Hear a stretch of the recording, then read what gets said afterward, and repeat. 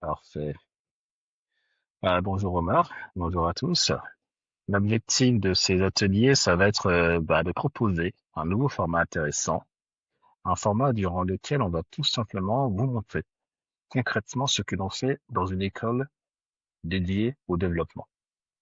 Omar, qui est un de nos jurys et aussi des fois un formateur sur certains autres cursus, va vous montrer aujourd'hui React, mais demain on pourra vous montrer PHP et ainsi de suite. L'objectif, c'est de vous montrer concrètement comment vous devenez développeur, quels sont les types d'exercices d'atelier que vous allez faire chez nous. Suivez. Si vous avez des questions, n'hésitez pas à les poser dans le chat. Et bon cours. Je te laisse la main, Omar. Dis-nous ce que t'as prévu pour nous aujourd'hui. Ok, parfait. Alors, là, je reprends le partage vite fait.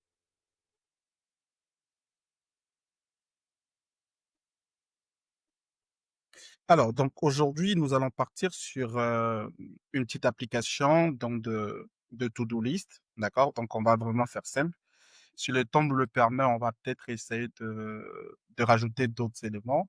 Mais l'objectif, en fait, est de partir en fait sur une mini application de to-do list permettant à l'utilisateur de pouvoir créer en fait des tâches, ok, de pouvoir terminer une tâche et également donc de pouvoir supprimer donc une tâche. Donc là, on a en fait une petite visualisation de ce qu'on va faire. Donc là, c'est l'application en mode sombre, ok. Donc on va également profiter gérer justement cette partie de gestion de timing, donc entre le mode clair et le mode sombre. Donc là, en mode sombre, on a le nom de l'application, on a justement ce bouton-là qui permet de switcher, OK, entre le mode clair et le mode sombre. Et quand on est donc en mode sombre, on a notre écran, en fait, qui est justement noir, OK? Et quand il n'y a pas encore de tâche, on a donc ce message aucune tâche pour le moment et ce bouton-là qui nous permet donc de pouvoir créer la tâche. Ensuite, cette interface-là, dans cette capture, là, c'est justement la même chose en fait que la page précédente, mais en mode clair, OK? Et quand je clique sur le bouton plus, on est redirigé vers cette interface-là où on va ici rajouter le titre en fait de la tâche. Lorsqu'on va rajouter le titre de la tâche, ce qu'on va faire, c'est qu'on va récupérer cette information au clic sur le bouton ajouter et stocker donc l'information de façon persistante. Donc de façon persistante, ce qui veut dire qu'en fait qu'on le stocke dans le mémoire en fait dans la mémoire en fait du téléphone. Donc ce qui veut dire que lors des prochaines exécutions de l'application, on va toujours en fait avoir donc des données dans l'application. Donc lorsque je rajoute en fait les tâches et que je reviens sur la page d'accueil, on a donc les tâches qui sont présentées comme ceci. Là où vous voyez donc ici le statut, l'indicateur orange, c'est pour dire que la tâche, en fait, elle est en cours et n'est pas encore terminée, OK? Et vous avez la petite case à cocher qui permet de justement rendre une tâche comme terminée. Lorsqu'une tâche, elle est en cours, vous avez le nom de la tâche, la date de création et les boutons d'action modifier et supprimer. Dès lors que la tâche, en fait, elle est marquée comme étant terminée, vous avez un indicateur qui change de couleur en vert et les boutons d'action donc qui disparaissent. Donc c'est tout simplement ça, ce qu'on va essayer de mettre en place. Quand je clique sur le bouton modifier, alors là on a un petit modal qui sort avec un champ permettant donc de mettre à jour le nom de la tâche. Et quand je clique effectivement dans ce supprimer, au lieu de le supprimer automatiquement, on a également donc un pop-up donc de confirmation pour éviter donc la suppression en fait par erreur. Donc voici la petite application sur laquelle donc nous allons travailler donc ce soir. Alors, toujours en respectant donc les bonnes pratiques, on va essayer donc de bien structurer donc notre application en respectant donc les bons normes en fait de développement donc en React. Donc le fait d'avoir les différents bien à leur place et de partir en fait sur les composants. OK? Donc là, par rapport à la création ou à l'installation en fait d'un projet React Native, déjà, il faut savoir que React Native, c'est un framework, d'accord, multiplateforme ou cross-plateforme si vous voulez, qui permet de créer en fait une application à partir d'une seule base de code source. Une seule base de code source qui veut dire que vous écrivez en fait l'application dans un seul langage de programmation.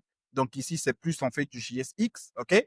Et après, donc, à la compilation, on a la possibilité de pouvoir compiler donc en version web en version mobile, donc Android et iOS, ou encore donc en version desktop. Aujourd'hui, vous avez pas mal justement de frameworks en fait disponibles sur le marché permettant de créer en fait des applications cross-platform.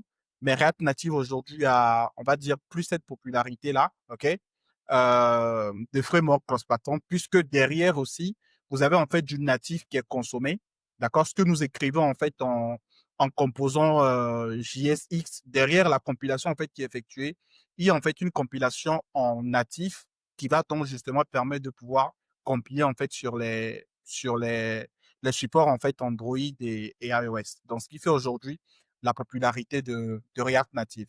Maintenant, pour ceux qui ont déjà fait un peu de React, d'accord, c'est la même chose en fait. Vous avez toujours le système de composants qui revient avec le use state, le use context, etc. Pour ceux qui ont déjà fait du React, d'accord, vous allez voir que c'est le même environnement en fait qui revient, juste qu'on a ici des packages ou des librairies que nous installons en fait de plus pour justement pouvoir en fait concevoir des applications mobiles. Alors, ce que je vais donc faire, c'est de partir donc sur la documentation officielle donc de React Native. Donc, il vous suffit de taper React Native dans votre navigateur. Et vous, là, vous avez donc la première proposition qui vous redirige vers reactnative.dev. Donc, sur cette plateforme, sur ce site-là, vous avez ici toutes les informations concernant donc React Native. D'accord? Donc, en dehors justement de cette session qu'on va avoir, si vous voulez justement aller plus approfondir, d'accord, vos connaissances en React Native, n'hésitez surtout pas à aller donc consulter cette plateforme-là. Alors, ce qui nous intéresse ici, c'est ce bouton Get Start. Donc, nous allons cliquer sur le bouton Get Start qui va nous rediriger vers la page en fait de documentation des projets en fait React Native. Donc concrètement, ça va être ce qu'il faut pour justement développer en React Native, donc l'environnement de développement qu'il faut et tout le bazar. OK? Alors, pour commencer déjà, lorsque vous voulez créer une application React Native, ça reste pareil qu'une application React. Donc, on va toujours partir d'une commande. Dans notre cas, la commande npx, on va la voir tout à l'heure, OK? Et juste après, on va installer donc des packages qui vont nous permettre de pouvoir créer une page avec des composants, etc., etc. OK? Maintenant, ce qu'il faut savoir, c'est qu'il y a aujourd'hui deux méthodes pour la création d'un projet en React Native. Vous avez la possibilité de passer par ce que nous appelons Expo, OK? Qui est justement aujourd'hui un outil nous permettant de développer assez facilement un projet React Native. Donc ça, c'est la première option. La seconde option, c'est de totalement partir sur un projet React Native intégrant tous les composants de Android, iOS, etc. En fait, là, c'est beaucoup plus fastidieux parce que vous devez en fait faire pas mal de configurations. Donc, pour aller vraiment simple et permettre euh, ici, on va dire une session en fait assez simplifiée, assez fluide, on va donc partir sur Expo, qui est très facile à mettre en place. OK? Donc, par rapport à la création d'un projet React Native, vous avez donc cette commande-là qu'il faut lancer. Le NPI create Expo app. Le arrobas latte, c'est pour dire de nous prendre en fait la dernière version en fait de justement, enfin, de l'application React qui va créer. OK? Et après, vous avez également d'autres options que vous pouvez passer en paramètres. Quand j'utilise cette commande-là pour créer une application React Native, il va ici m'incorporer une application d'exemple, OK, en React Native. Donc, par défaut, il va vous ramener une application avec une page et un menu, d'accord, un menu bottom navigation bar avec des onglets qui vous permettent donc de pouvoir justement prendre en main facilement. Mais ce que nous allons faire, c'est de partir en fait d'un projet totalement vide et nous allons donc nous-mêmes créer donc notre page et justement rajouter donc la surcouche. Alors, donc ce que nous allons faire, c'est d'exécuter dans cette commande-là. Donc, je vais prendre cette commande, je reviens donc dans mon terminal. Donc, vous vous positionnez dans le terminal, vous vous assurez que vous êtes bien dans le dossier où vous voulez donc stocker votre projet. Donc là, moi, je vais migrer vers le dossier. Alors, coding, parfait. Et là, donc, je vais mettre la commande, donc npx, je vais zoomer ceci, voilà. Donc là, j'ai donc la commande npm create expo app la test. OK? Donc ça, c'est la première des choses à mettre. Alors, ensuite, je vais lui dire que j'aimerais en fait partir d'un projet vide. Donc, qu'est-ce que je fais? Je mets donc ici tiret template et je mets empty. Donc là, c'est pour lui dire de partir en fait d'un projet totalement vide. Donc, je mets juste cette commande-là et je clique sur Entrée.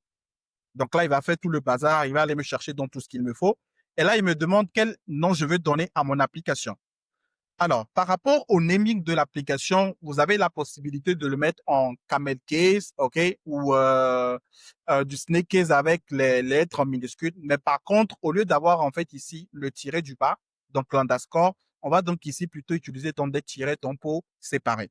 Donc, mon application, je vais l'appeler, je mets, alors, on va prendre quoi? Mettons Fast To Do.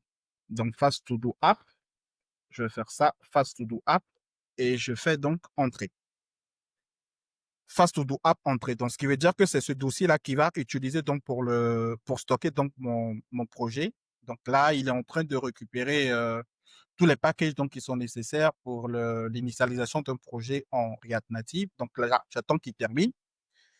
Et à la fin, donc, on va ici pouvoir exécuter donc notre application. Donc là, il a terminé. OK. Là, il me donne déjà les informations de comment est-ce que j'exécute mon application. Donc, il me dit d'aller vers mon dossier qu'il a créé, donc qui contient mon projet. Et si je veux donc exécuter mon projet sur Android, je fais npm run Android. Si c'est sur iOS, je fais npm run iOS. Et si c'est sur le web, je vais donc faire npm run web. OK?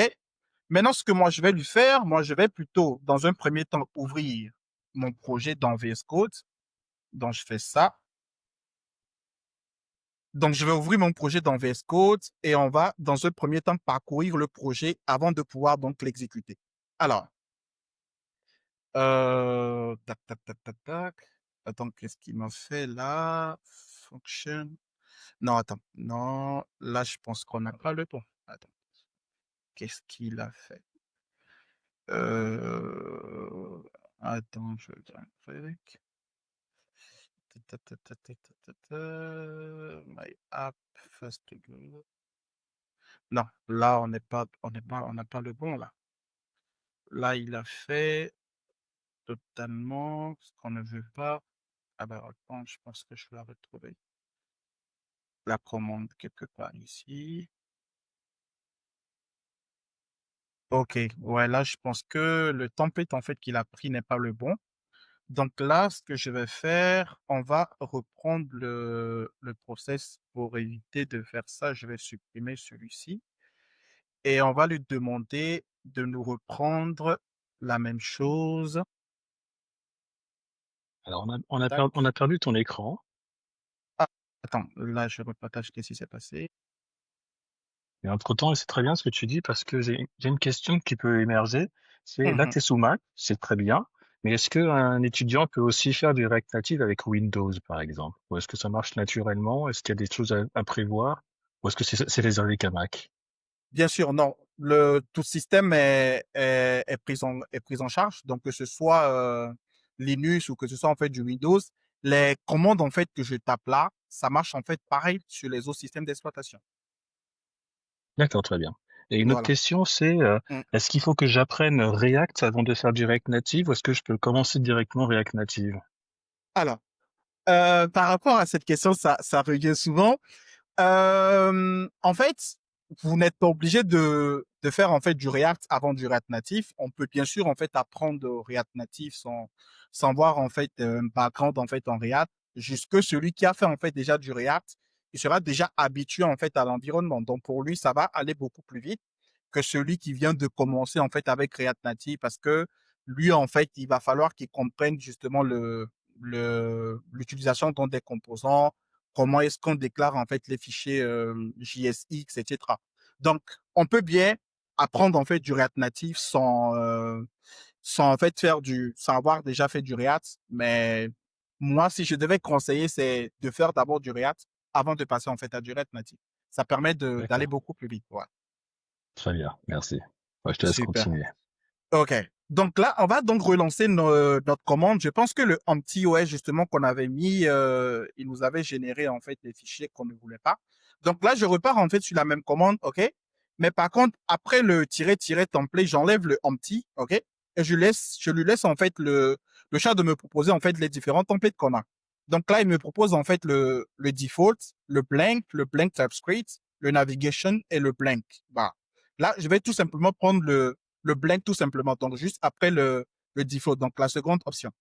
Et là, je clique sur entrée. Je vais refaire la même chose. Fast to do app, to do app, et je refais entrer. Donc là, je le laisse me régénérer les fichiers et là, je pense qu'on devrait être bon par rapport aux dépendances qu'il nous faut et la structure dont on a besoin. OK, là, j'attends qu'il termine.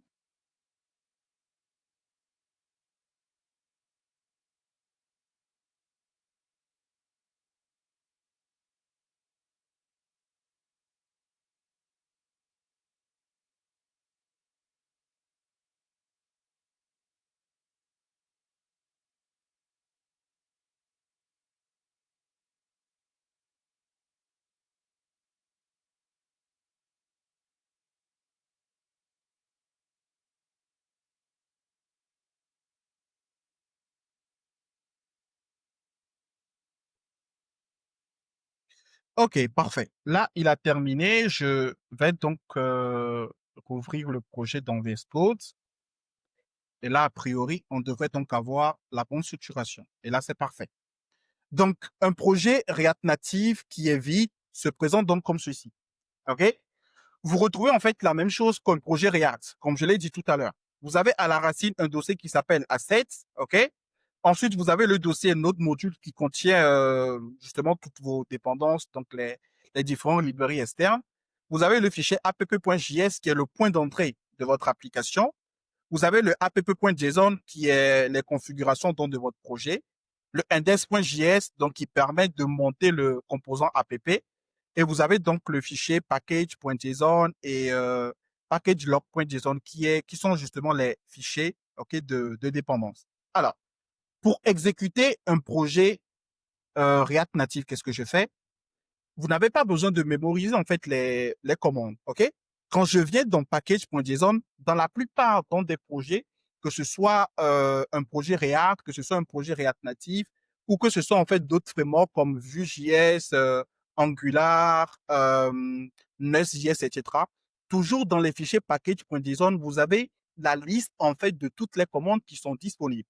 Donc là, pour lancer en fait un projet, vous avez le start qui est là. Vous avez le Android qui permet de lancer directement sur un Android, le iOS qui permet de lancer directement sur un support iOS, et vous avez également donc le web qui permet donc de lancer donc dans un navigateur. Alors, ce que nous allons faire, c'est de part en fait cette première commande là, donc le start. Donc, je peux directement utiliser le terminal donc de VS Code. Je n'ai tout simplement qu'à taper donc npm start. npm start. Donc là, il va exécuter tout le projet. Alors, là, on y est. Lorsque j'exécute un projet avec Expo, ce qui va se passer, c'est que vous aurez en fait quelque chose qui se présente comme ceci. Il va vous générer en fait un code QR, OK? Ensuite, vous avez une adresse IP qui est là. Et ensuite, il vous dit, en fait, il faut scanner ce QR code-là. Tout à l'heure, je vous disais que lors de la création d'un projet React Native, on avait deux possibilités. C'est soit on part de l'outil Expo, soit on part en fait d'un projet en fait d'un projet en fait React Native incorporant directement toutes les couches, donc Android, iOS, Linux. Et ça nécessite en fait assez de configuration. Parce que pour ça, il vous faut installer Android Studio, ok, sur votre machine. Si vous êtes sur du Windows, si vous êtes sur du macOS, il vous faut en fait installer Xcode, etc. Donc ça fait en fait pas mal de choses à configurer. Donc c'est beaucoup plus fastidieux. Donc pour faciliter le développement en React Native, il y a un outil en fait qui s'appelle Expo et qui vous permet donc d'aller beaucoup plus vite. OK? Donc ce qui fait que quand j'exécute mon application pour pouvoir compiler, il me faut en fait scanner ce QR code là à partir de l'application Expo que je dois installer au préalable sur mon téléphone Android ou encore sur mon support en fait iOS, etc. Donc là, pour faciliter, j'ai mon Android qui est là à côté. Alors, là, je sais pas si je peux partager. Tac, tac, tac, tac, tac. Alors, réseau. Let's go. Ok, là, il n'est pas connecté. Attends, je fais ça. Connect 592.16. Là, je pense qu'on doit l'avoir. Parfait. OK. Donc, alors, là, c'est mon écran d'Android. OK. Donc, en réalité, la première des choses à faire lorsque vous partez d'un projet Expo, c'est déjà de vous assurer que cette application-là est bien téléchargée dans votre téléphone. Donc, il s'appelle en fait Expo Go. OK? Vous n'avez tout simplement qu'à l'installer. Après l'installation, vous cliquez sur Open. Donc là, moi, je l'ai déjà installé. Donc, je clique sur Open.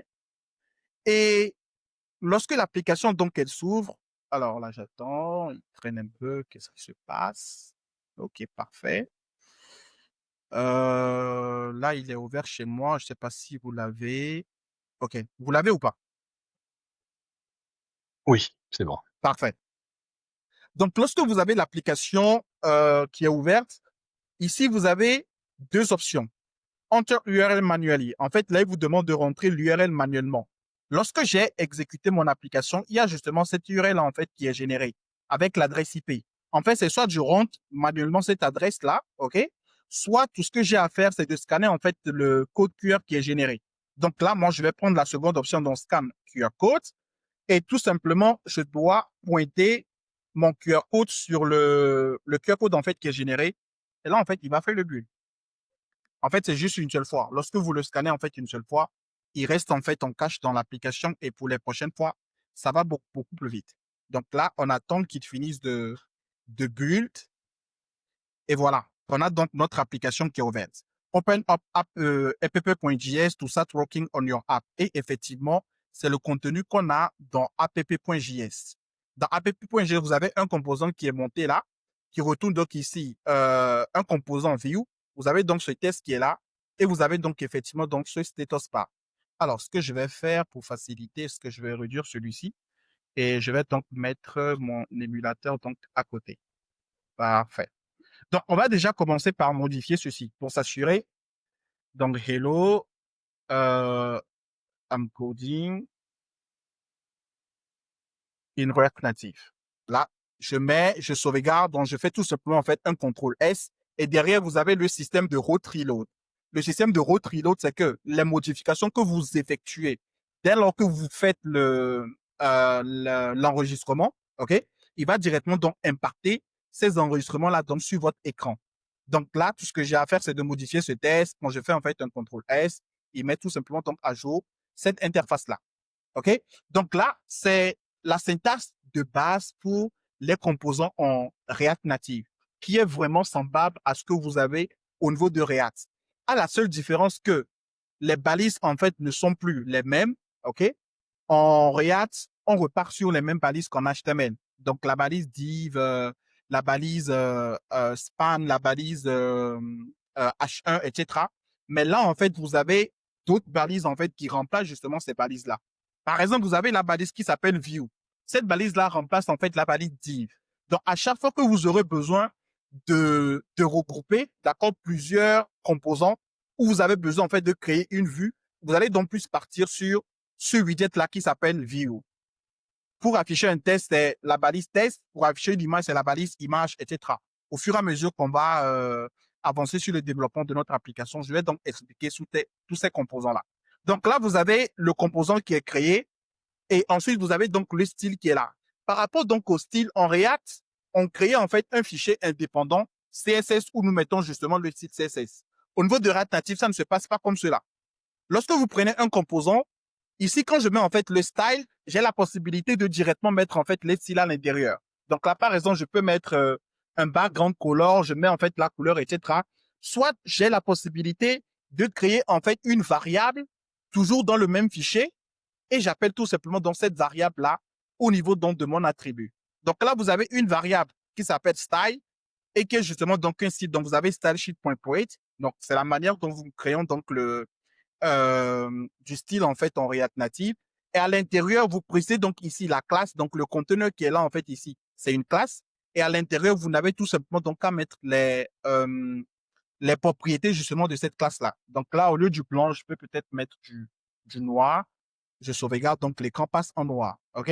Je peux donc changer, alors, je mets du 1, 1, 1.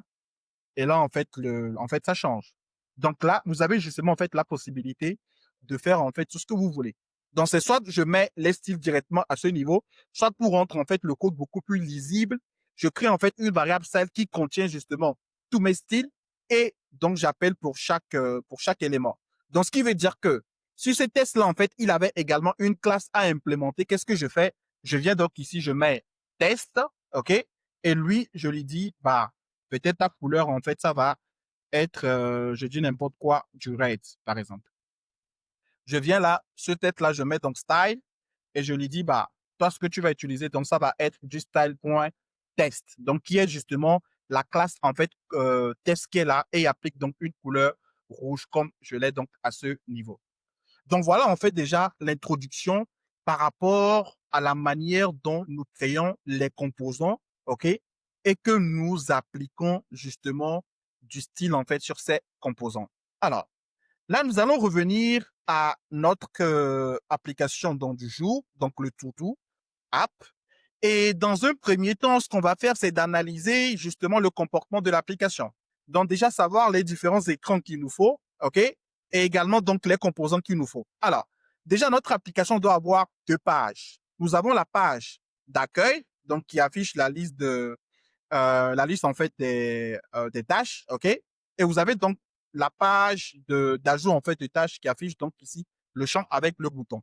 En termes d'éléments externes, là vous avez une image en fait qui arrive. Enfin, c'est pas vraiment une image, mais c'est plutôt en fait une animation. Je ne sais pas si vous avez déjà entendu parler de Lotus, donc Lotusify. En fait, c'est un site qui nous permet de pouvoir récupérer en fait des animations à intégrer en fait dans les applications. Donc, lorsque vous ne voulez pas peut-être sur une page partir sur une image parce que ça fait beaucoup plus figé, ce qui fait que votre application n'est pas vraiment vivante, vous avez un site qui s'appelle Lotusfile. Je vais l'ouvrir. Lotusfile. OK? Alors, voilà Lotusfile. Et sur ce site-là, vous retrouvez en fait des animations, tout simplement que vous pouvez donc intégrer dans votre application. Donc là, par exemple, je peux avoir. Alors là, il me demande quoi? OK. Là, je peux donc mettre en fait ici loading. Si je mets loading, il va me sortir en fait des animations justement dans de chargement. Ça peut être intéressant pour rendre en fait l'application beaucoup plus vivante. Donc là, ce qu'il me faut en fait, c'est une animation qui s'affiche en fait pour dire que on n'a pas en fait de tâches pour le moment. Donc je pense qu'on doit pouvoir récupérer la même qui est là. Alors je n'ai juste peut-être qu'à taper un petit et je pense qu'on doit avoir quelque chose. Alors là, je vais déjà déplacer ceci. Alors, je pense que oui, on a ça, ouais, qui peut être, je pense que c'est pareil. Bon, peut-être à pas la couleur, peut-être. Donc, on a peut-être ça et ça. Je pense que ceci fera bien l'affaire. Alors, donc là, je vais donc l'ouvrir. En fait, avec leur site, il vous faut en fait télécharger l'animation dans votre compte. Donc, en fait, il faut avoir un compte. Donc, quand je clique sur le téléchargement, il ramène en fait l'animation dans mon tableau de bord. Et ensuite, vous avez donc le bouton download qui me permet de pouvoir télécharger. Ce que nous téléchargeons en fait ici, c'est un fichier JSON, donc qui est Lotus JSON.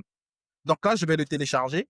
Donc en réalité, c'est l'animation qu'on va avoir sur la page d'accueil lorsqu'on n'aura pas en fait de tâches. Donc je le prends. Alors je reviens donc dans l'autre et je vais donc le déplacer vers mon projet. OK? Donc là, ce que je vais faire, c'est d'ouvrir ceci pour glisser, déposer, pour aller vite. Je prends donc ceci, mon JSON qui a été téléchargé, et je le glisse vers le dossier Assets. Je le mets directement dans le dossier Assets. Ensuite, le naming n'est pas assez bon. Donc, pour faciliter l'accès en fait au fichier, je vais donc plutôt le remplacer en empty task. On va l'appeler comme ça, empty task.json. Voilà. Donc, empty task.json. Et tout à l'heure, on va donc l'utiliser. Donc, en termes de composants externes, je pense que on a juste ça.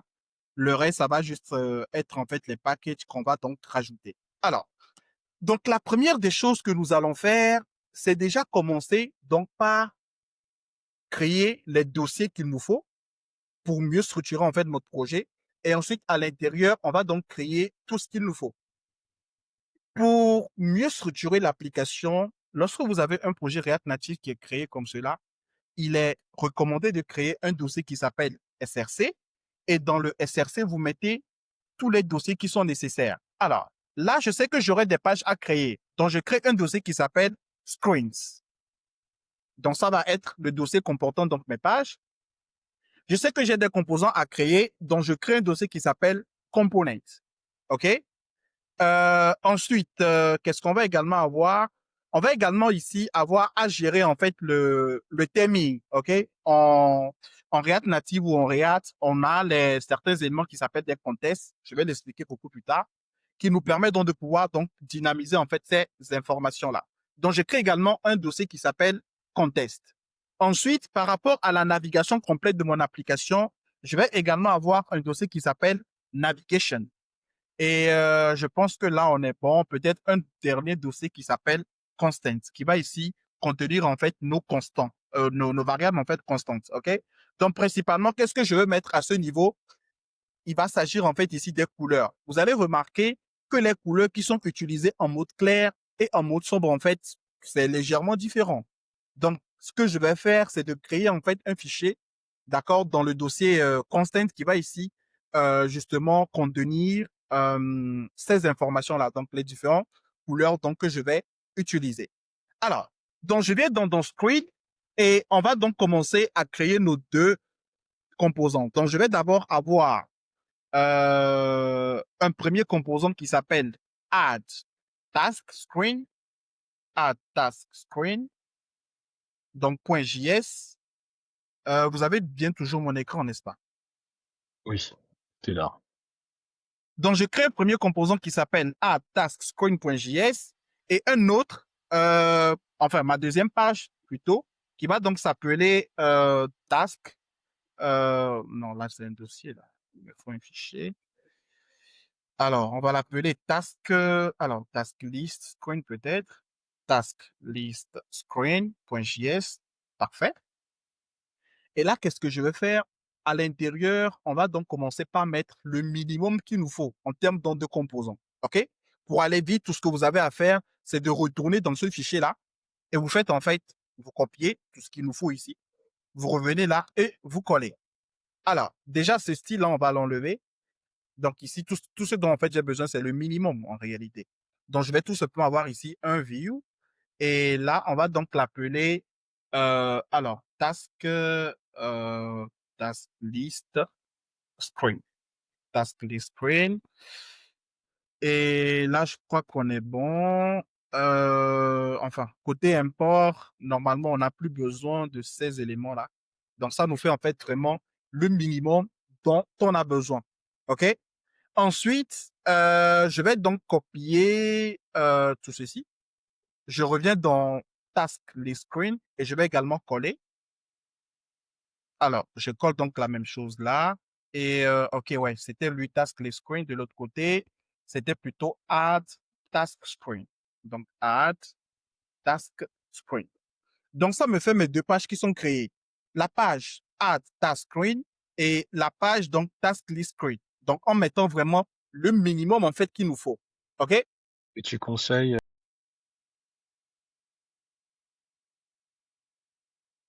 Exactement. En fait, pour chaque page, il faut avoir un fichier JS. Parce que la page, en fait, peut vraiment devenir assez volumineuse en termes de contenu. Et justement, d'une page, en fait, à une autre, on ne gère pas forcément, en fait, le même type, en fait, de données ou les mêmes informations.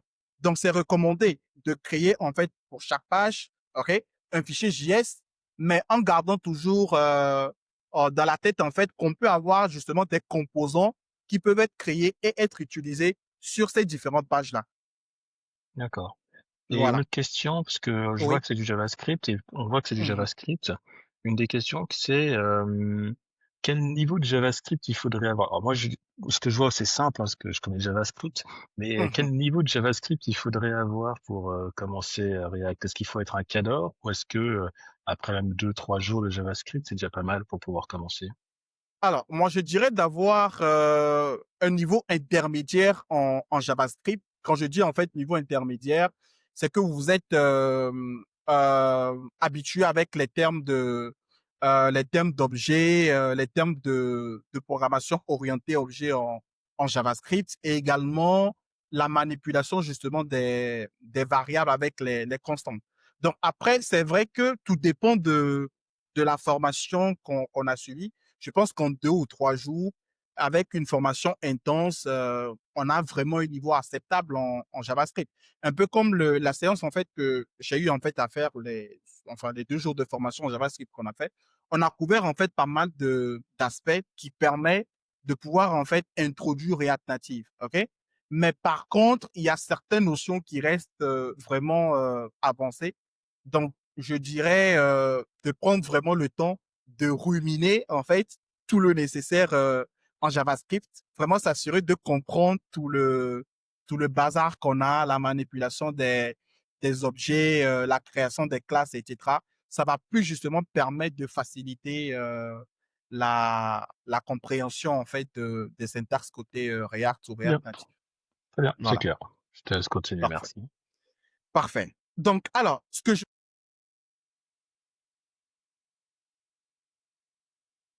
dossier qui s'appelle On Navigation, a perdu ton micro, je crois. mon micro. Alors, qu'est-ce qui se passe encore? Tac, tac, tac, tac. Alors, là, vous m'entendez ou pas? Oui, c'est bon, parfait. OK, parfait. Alors, donc là, pour la navigation, on va créer donc un composant encore à nouveau qui va s'appeler non, plutôt app navigator. Alors, app navigator.js. Voilà. Et à l'intérieur, on va donc ici créer un composant qui nous permet de pouvoir justement définir la navigation de notre application. En fait, en incorporant les différentes pages qu'on a déclarées en fait ici, OK? Et justement donc faire appel à ces éléments. Pour implémenter cette navigation en React Native, vous avez besoin d'un package externe. Par défaut, quand je reviens dans package.json, voici les dépendances en fait que React Native nous ramène. Expo et Expo status bar. Ensuite, la bibliothèque React naturellement. Et ensuite également une bibliothèque qui s'appelle React Native qui contient en fait le minimum. OK? Maintenant, en fonction de vos besoins, vous avez besoin d'incorporer d'autres types donc de bibliothèques. Et pour la navigation, vous avez en fait plusieurs possibilités de navigation, OK, à implémenter en React Native, mais le plus utilisé, c'est React Navigation Native. Donc, ce que je vais faire, vous avez en fait pour ça 2 possibilités. C'est soit en fait vous tapez React Native Navigation par exemple dans le navigateur. Alors, là, je tape React Native Navigation. Là, en fait, il va me proposer justement des options. En fait, quand je clique là, ça redirige totalement vers un site où il montre en fait ce qu'il faut faire. Mais moi, j'ai déjà en fait le package à ce niveau. Donc, quand je clique dessus, il me redirige vers la page justement du package en fait qu'il me faut incorporer. Donc, pour ici profiter en fait de la navigation. Donc, ce que moi, je vais faire, c'est de revenir alors dans mon terminal et j'ai besoin donc de faire npx expo. Donc là, en fait, c'est pour dire que je suis dans une application Expo, d'accord, React Native Expo. Et là, je fais donc ici. Donc là, je lui dis de me rajouter en fait React Navigation slash native. Là, en fait, c'est la bibliothèque en fait de base qu'il nous faut. Mais cette bibliothèque-là, en fait, est accompagnée d'autres types en fait de bibliothèques. En fait, en lisant en fait la documentation, vous allez voir en fait que non seulement on a en fait besoin de ces bibliothèques-là, mais on a également besoin d'autres types de bibliothèques. Là, en fait, je vais totalement vers la documentation de ceci. Et vous allez voir en fait qu'il va en fait rajouter pas mal justement en fait de paquets qui sont là. Donc là, il nous faut le React Navigation Native. On va également prendre ici un React Navigation. Alors, React Navigation et le stack. Alors là, je vais expliquer. Le React Navigation Native lui permet de quitter en fait d'un écran A vers un écran B. OK? Mais derrière, qu'est-ce qui se passe? Pour gérer en fait la navigation en React Native, vous avez en fait ici un empilement de pages. Ça suppose quoi? Ça suppose que si vous avez 10 applications dans votre, enfin, vous avez 10 pages dans votre application, vous allez en fait ici empiler toutes ces pages-là, OK, dans un composant qu'on va appeler navigator.stack. On va le voir tout à l'heure. Et en fait, à chaque fois qu'on a besoin d'une page, on va en fait le ramener à la surface. Et justement, c'est ce package-là qui nous permet donc de pouvoir configurer ce comportement-là. Donc, le stack, en fait, il permet de pouvoir faire ce que nous appelons la superposition. Donc, en soi, votre navigation ou les pages justement de votre navigation va être en fait une pile justement de pages. Et à chaque fois qu'on a besoin en fait d'une page, il va ramener cette page à la surface et ça va être cette page-là qui va donc s'afficher sur l'application. OK?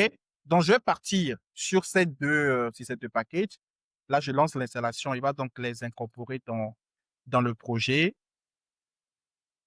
Et on va donc ensuite implémenter le nécessaire. OK, parfait. Là, il a terminé. Donc, qu'est-ce que je fais? Je reviens là dans App Navigator. Et là, je vais donc commencer par créer une variable que j'appelle stack. Cette variable-là utilise ici une fonction qui s'appelle create native, create native stack navigator. Attends, est-ce que j'ai incorporé tous les packages qu'il me faut? Package.json. Là, j'ai pris le native, j'ai pris le stack. Il me manque encore normalement le native stack. Alors là, il me manque le native stack. Et ouais, je pense que pour le moment, on va aller avec ça. Et au besoin, on va incorporer en fait d'autres. En fait, le native stack qui permet de faire le lien entre les deux précédents que j'ai rajoutés. Le native qui est là et le stack qui est là. Et le native, en fait, stack, c'est plus une liaison, en fait, de ces deux éléments-là. Donc là, en fait, il me faut une fonction qui s'appelle navigator. Navigator, create native stack navigator. Voilà, parfait. Et là, juste après, je crée donc un composant qui s'appelle, on va l'appeler app navigator. App Navigator. Et là-dessus, c'est tout simplement donc un composant dont je fais ça. Et là, à l'intérieur, qu'est-ce que je vais lui dire? À la fin, déjà, on va faire l'exportation de ce composant-là. Alors, à l'intérieur, qu'est-ce que je lui dis? Je lui dis donc de me retourner, donc je mets la parenthèse, et à l'intérieur, je lui dis de me retourner un composant qui s'appelle Navigation Container. Donc, le Navigation Container va nous permettre donc de pouvoir englober nos éléments donc de navigation. Comme je vous le disais tout à l'heure, nos différents éléments se comportent en fait ici comme des pages empilées. OK? Donc, ce qui fait qu'il me faut un stake, alors, un stake point navigator donc à la racine. Donc, Navigation Container, lui, me permet de gérer la navigation dans toute l'application. Maintenant, par rapport à l'empilement des différentes pages, on part donc sur le composant qui s'appelle stack.navigator. Maintenant, tout ce que j'ai à faire, c'est de renseigner mes différents éléments qui vont être des stack.screen. Donc, stack.screen, et à l'intérieur, je renseigne donc ici mes composants. Donc là, j'ai le name qui est important. Ensuite, il me faut donc le composant à renseigner. Et ensuite, nous avons également le libellé option qui me permet en fait de pouvoir, on va dire ici, personnaliser le nom de la page au niveau du app bar. Je reviens sur la capture et je vous montre. Justement, par exemple, ce nom qu'on a mis ici, le super toutou, c'est dans le option en fait qu'on va pouvoir configurer ce genre d'informations. Ajouter une page, c'est au niveau donc de option qu'on va pouvoir donc configurer cette information. Alors, dans le name, du coup, qu'est-ce que je mets? Je mets en fait ici le nom que je veux donner, OK, à ma page ou à mon composant. Donc, la plupart du temps, on repart sur les mêmes noms en fait que nous donnons en fait à nos pages. Donc là, pour l'ajout, je vais partir sur un add task, OK, et le composant à utiliser ici, c'est add task screen. Donc, je l'appelle add task screen. Donc, quand je le mets, il va directement importer, OK, cette page-là. Donc, la dépendance, en fait, vient automatiquement. Et au niveau donc de option, j'ai donc la possibilité de pouvoir ajouter ici mes informations. Donc, que ce soit en fait ici le title ou d'autres informations. Donc là, je pars sur un title Et pour l'ajout d'une tâche, qu'est-ce que j'ai comme titre? J'ai ajouté une tâche. Donc ici, je mets ajouter, alors ajouter une tâche. Ajouter une tâche. Voilà. Et là, la configuration de cette première page est OK. Ensuite, je vais faire quoi? Je copie ceci et je colle. Et je vais donc ici nommer donc le second, je l'appelle task list et j'appelle donc son composant qui s'appelle task list screen. Et au niveau donc des options, alors là, on nous a mis super to do app. Bon, on va mettre fast to do. On met fast to do. Voilà. Parfait. Donc là, je viens de configurer donc mes pages que je vais donc manipuler en termes donc de navigation. La première page qui est donc ici, la page en fait affichant la liste des tâches, et la seconde donc qui est ici, l'ajout donc l'ajout en fait des différentes tâches. OK? Ensuite, qu'est-ce que je fais? Je m'assure justement que ce composant-là est bien exporté, comme on l'a donc à ce niveau. Et je vais donc revenir dans mon fichier app.js. Et là, à ce niveau, on va donc ici monter notre composant. Donc là, je vais retirer tout ce que j'ai là et je lui dis que lors du retour, en fait, tout ce que tu as à faire, c'est de me monter mon composant qui est app navigator. Donc, je mets ici une balise, en fait, orpheline. Et là, je reviens ici, on va essayer donc de voir ce qui se passe. Alors, là, on a un problème. Property Style Sheet does not exist. Là, on est sur quoi? On est dans Add Task Screen. Add Task Screen. Style Sheet does not exist. Ouais, je pense que là, il n'a pas importé du coup. Alors, là, il me faut importer cet élément-là. OK. Voilà. Ensuite, je pense que je dois également avoir la même chose dans Task List Screen. Il faut également l'import à ce niveau. Voilà. Parfait.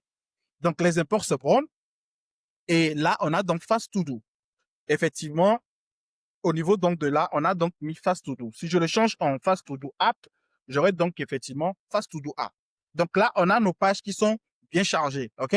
Si on a en fait un bouton, ce bouton-là va nous permettre donc de pouvoir ouvrir en fait cette page-là. Et on va donc profiter justement implémenter ce bouton. Alors, par rapport donc à ce bouton, on va donc ici partir sur un bouton customisé que nous-mêmes nous mettons en place. On peut bien le faire et justement le mettre en cercle comme c'est fait en fait à ce niveau. OK? Donc pour implémenter ça, je reviens dans Task List Screen et là je lui dis au niveau donc de la vue, tu vas donc ici me lier en fait une classe que tu vas appeler tout simplement un container. La plupart du temps, vos pages, OK? Le premier composant qui englobe en fait tous ces éléments, vous allez la plupart du temps créer en fait une classe qui s'appelle conteneur et appliquer donc à cette vue en fonction de l'affichage que vous voulez. Si vous voulez en fait des éléments en colonne, des éléments en fait en ligne, à vous de voir. Donc là, je vais des éléments en colonne. Donc je vais créer une classe qui s'appelle donc container. Alors container, je fais ça. Et directement là, je vais donc commencer à appliquer donc mon style. Donc je mets style container. Et à l'intérieur, par rapport à mon bouton, OK, on va donc ici partir sur un test, d'accord? Un test classique. En fait, là, tout ce que lui, il affiche, c'est un plus, en fait, qui est justement dans on va dire, dans un cercle, en fait, avec des couleurs. Dans ce design-là, en fait, c'est à nous de le faire. En vrai, il n'y a pas de composants me permettant d'avoir directement un bouton en fait circulaire. À moins que j'utilise en fait une bibliothèque qui me permet de pouvoir le faire. Donc, à ce niveau-là, je viens ici et je lui dis, bah, je veux que tu me rajoutes en fait ici un test et ce test-là va afficher tout simplement dans un bouton plus. OK? Donc, c'est un bouton plus en fait que je veux que tu m'affiches. Maintenant, puisqu'on doit rendre ce bouton-là, enfin, on doit rendre en fait ce test-là cliquable, vous avez un composant qui s'appelle Touchable Opacity. D'accord? En React Native, donc Touchable. Alors, Touchable Opacity. Opacity. Alors, Touchable Opacity, il est là quelque part. Voilà, parfait. Et là, à l'intérieur, je vais lui dire, donc, affiche-moi le test. Donc, Le touchable, en fait, opacity, lui va permettre de pouvoir activer justement le clic, OK, sur mon bouton. Et c'est sur ce touchable opacity que je vais donc ici rajouter donc mon design de la forme circulaire avec tout ce qu'il me faut. Déjà pour ce composant-là, là j'ai des erreurs à cause donc de l'affichage. Ce conteneur, je vais lui dire, bah, utilise en fait un flex, ok, de 1. Et par rapport donc à la couleur de fond, alors background color, part donc ici sur du blanc, donc FF. Et qu'est-ce qu'il me faut après? Je pense que pour le moment, on est bon. Alors, là, j'ai toujours mon erreur. Alors, essayons de débugger un peu. Tac, tac, tac, tac. Il me dit quoi? Bon, là, je vais essayer déjà de relancer. En fait, lorsque vous êtes dans votre terminal et que vous avez en fait souvent des erreurs, il se peut que c'est en fait des éléments que vous avez rajoutés mais qui ne sont pas encore pris en compte. Et quand on a lancé en fait le projet pour la première fois, à part le QR code, en fait, il y a pas mal de commandes en fait qui sont là. Donc là, il vous dit, cliquez sur A pour ouvrir un émulateur Android, cliquez sur I pour ouvrir un émulateur iOS, cliquez sur W pour ouvrir la version web, cliquez sur J pour ouvrir le debugger, cliquez sur R pour recharger en fait l'application. Donc là, ce qu'il me faut, c'est de recharger l'application. Donc je mets un petit R et en fait, il va rebuild en fait tout ce qu'il me faut. Et on va voir si c'est nous qui avons manqué un truc ou OK. Alors là, il me dit quoi? Test only. Là, il me parle en fait d'un truc de test. Read only. Alors, revenons sur un log. Il y a deux logs. Il y a le log 1 et il y a le log 2. Le test, là, je suppose que c'est parce qu'il n'a pas importé là. Donc là, je le mets. OK, parfait. L'erreur disparaît. Donc Donc là, on a effectivement. pour Oui. débugger, pour débugger, en fait, il suffit juste de lire, tout simplement. Exactement, il suffit de lire. En fait, les erreurs sont assez claires, en fait. C'est juste que c'est en anglais.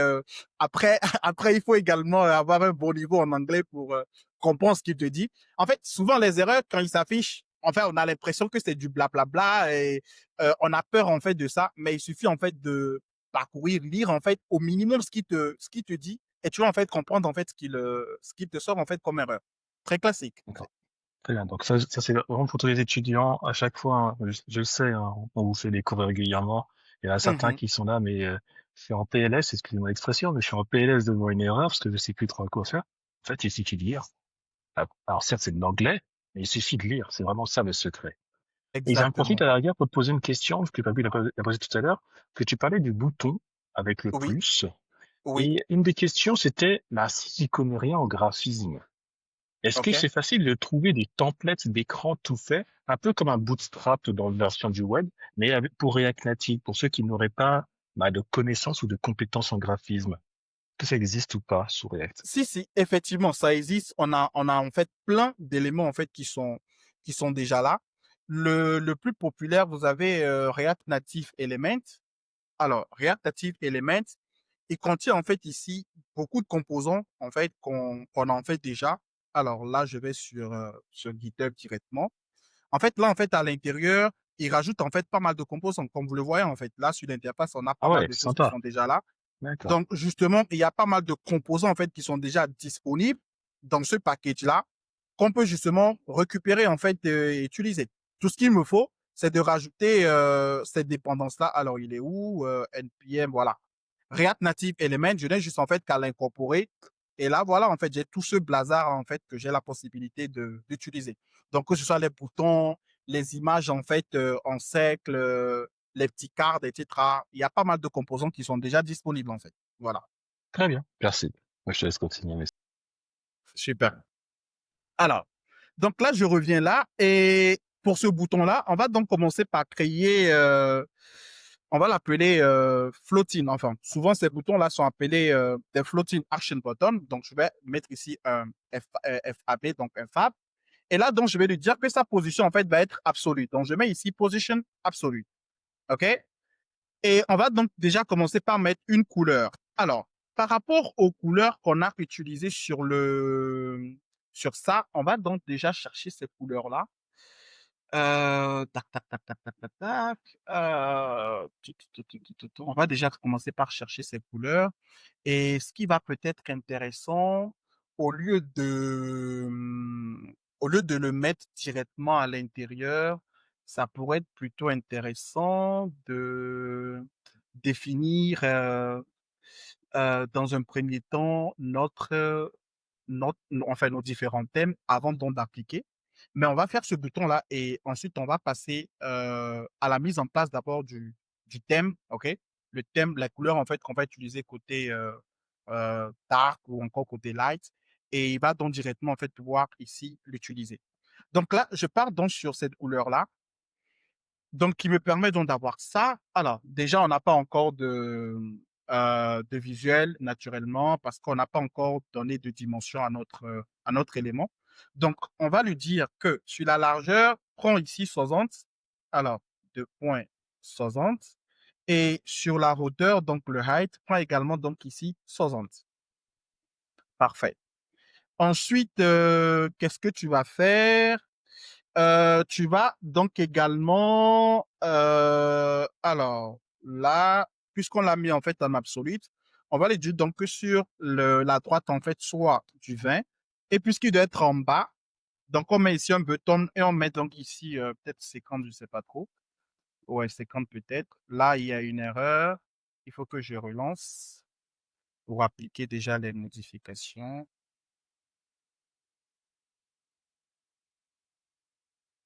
Ok. Alors là, on n'a pas encore grand-chose parce qu'effectivement, sur ce touch-up, je n'ai pas encore appliqué de style. Donc là, je lui dis, bah écoute, ton style, en fait, ça va être style.phare. Donc je fais un CTRL S et effectivement, donc voilà ce bouton qui est là. Donc le background color, c'est la couleur qui est là. Le width, c'est la largeur. Le height, c'est la hauteur. Pourquoi il se place tout en bas? Parce que j'ai défini en fait sa position comme absolue. Quand on définit le absolu, ce qui veut dire que sa position désormais c'est en fonction en fait de son parent, donc de toute la largeur en fait de notre écran, justement. Et là, quand je le dis right 20, ce qui laisse en fait 20 pixels à droite, et bottom 50, ce qui laisse donc 50 pixels en bas. OK? Juste après, je lui dis, bah écoute, ton contenu, en fait, tu vas le centrer. Donc, je mets un Justify Content Center. Et alors, ça doit être entre les apostrophes. Et là, je lui dis également les éléments à l'intérieur, tu vas donc ici les centrer. Donc là, c'est pour me permettre de centrer sur l'horizontale comme la verticale. Donc là, ils sont donc le plus à l'intérieur. Et on peut également mettre une petite élévation pour faire en fait un effet de, justement, voilà, un effet d'ombre en fait sur le bouton. Donc il est bien là. Maintenant, tout ce qu'il nous reste à faire, c'est de mettre de border radius sur cet élément-là. Donc je termine avec un border radius de, alors peut-être de 30, je sais pas trop. Voilà, 30 c'est parfait. Maintenant, il me reste donc à mettre le bouton en blanc et augmenter donc sa taille. Donc, je viens là et je crée une nouvelle classe que j'appelle Fab Test, OK? Ou bien Fab Icon, pourquoi pas. Et à l'intérieur, lui, je lui dis, bah écoute, ton font size, tu vas le mettre à 18. On verra si c'est suffisant. Et la couleur, alors, je mets ici un blanc pour commencer. Et on viendra le changer tout à l'heure. Donc, je viens sur ce test et je lui dis, bah, écoute, dorénavant, ton style, en fait, ça va être quoi? Ça va être style.fabIcon. Et là, effectivement, donc, on a ce plus qui est là. On peut peut-être augmenter la taille, 25, et là, il s'augmente. Donc, effectivement, on a bien notre bouton qui est là. Alors, l'effet, en fait, du Touch-Up Opacity, voici ce qui se passe. Quand je clique dessus, il y a, en fait, l'opacité qui diminue. C'est vraiment ça, le, euh, le rôle, d'accord, ou les caractéristiques de ce bouton-là qui est Touch-Up Opacity. Maintenant, l'objectif, c'est qu'en cliquant sur ce bouton-là, on soit redirigé vers la page donc d'ajout, n'est-ce pas? Donc, sur ce Touch-Up Opacity, j'ai une propriété qui s'appelle OnPress. Et sur ce OnPress, je vais donc lui dire, bah, quand on clique dessus, ce que tu vas faire, c'est de me renvoyer vers, alors, Navigation, justement. Là, j'ai besoin de Navigation qui va rediriger vers la page. Ce navigation-là, il vient d'où? Il doit normalement être ce navigation-là qui est disponible à ce niveau. Ce qui est intéressant et ce qui est facile, c'est que lorsque je déclare mes différents composants ici, OK? Enfin, mes différentes pages et que je relie en fait les composants, pour chaque composant, j'ai la possibilité de passer en paramètre, OK? Un objet qui s'appelle navigation.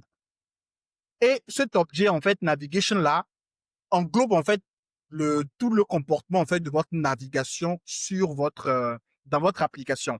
Donc, ce qui va me permettre de pouvoir faire navigation, je copie ceci, je reviens dans là et je fais navigation.navigate. Donc, navigation.navigate.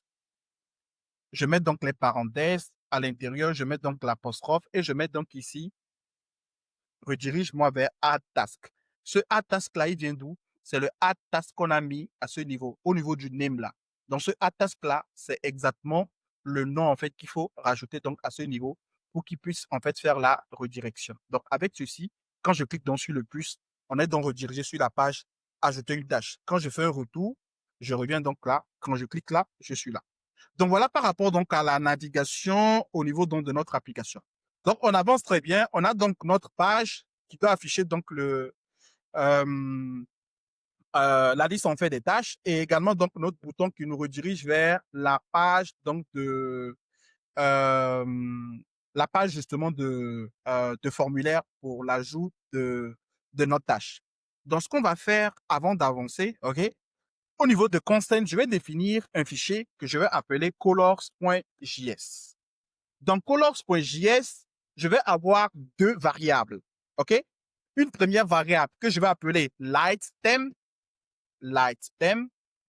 qui va être un objet tout simplement, et un deuxième objet que je vais appeler dark_theme. Puisque ces variables doivent être utilisées dans mes fichiers, je vais donc utiliser le mot-clé export. Donc, export pour exporter justement ces variables-là. Maintenant, à l'intérieur, en fonction justement de mes composants ou de mes éléments, on va donc pouvoir définir en fait des propriétés. OK? Par exemple, je peux avoir une propriété qui me permet de définir le background en fonction justement en fonction du thème. OK? On peut également avoir une propriété qui définir la couleur du test, donc un test. Une autre, une autre propriété pour définir la couleur primaire en fait de notre application. Donc, on va plutôt mettre primary, pourquoi pas. Ensuite, une autre propriété pour définir la couleur des bordures, par exemple, ou la couleur des cartes, etc., etc. En fait, là, on peut mettre autant de propriétés en fait qu'on veut en fonction justement de ce que nous gérons dans notre application. Donc déjà à ce niveau, je n'ai juste en fait qu'à personnaliser en fait avec les couleurs et au niveau donc de l'utilisation, on va donc ici pouvoir les appeler. OK? Donc au niveau du background sur le l'item, ça va être en fait ce background qui est là. OK? Donc, au niveau du l'item, on a bien effectivement, je vais copier ceci, coller et faire des modifications au fur et à mesure. Donc, au niveau du l'item, on a bien effectivement la couleur blanche. OK? Par contre, quand je reprends l'interface qui m'est proposée ici, sur le dark, on a donc ici l'écran noir. Donc, ce qui fait que le background ici doit être en quoi? Doit être en noir. On peut prendre une déclinaison du noir, soit en fait, on prend tout simplement du noir en fait qui nous est proposé. OK? Maintenant, ce que je peux vous proposer pour les couleurs, vous avez par exemple des extensions comme Color, OK? Color Pick au niveau de Chrome qui vous permet en fait de pouvoir prendre en fait des types en fait de couleurs. Donc, par rapport en fait au design qui nous sont proposés là, je peux lui dire, bah, je clique dessus.